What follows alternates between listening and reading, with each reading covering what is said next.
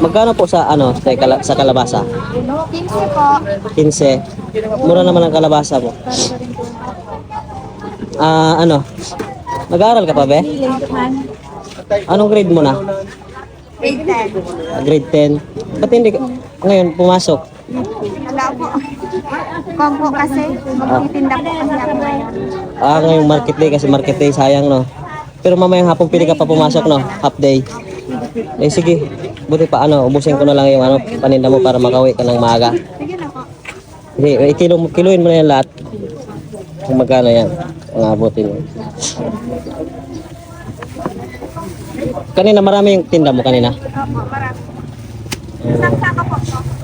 Isang sako kanina. Madami na pala napaubos mo. Ano yun? Nagtitinda ka para makatulong sa pag-aaral mo? Opo. Very good. Saludo ako sa mga nagsisikap para makapagtapos ng pag-aaral, no. Bali sariling tanim niyo to, no. Opo. Ibig sabihin yung papa mo pala nagtatanim din yan, no. Tapos nagtitinda ka, tinutulungan mo yung papa mo. Pusin mo na yan para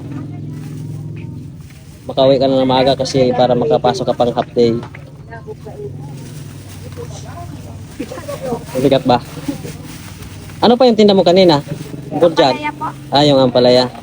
Naubos na rin, naubos. Very good, no?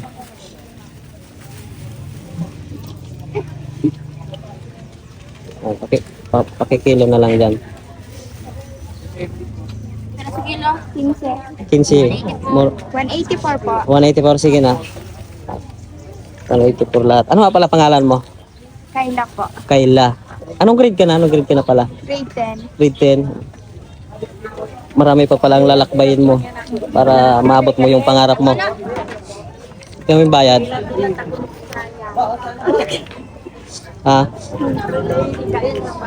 Magkano yung lahat? Magalo ko 180.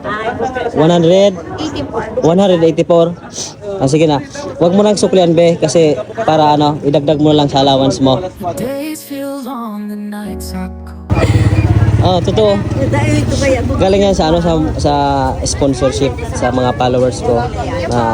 Salamat. Daling ko na to. Salamat.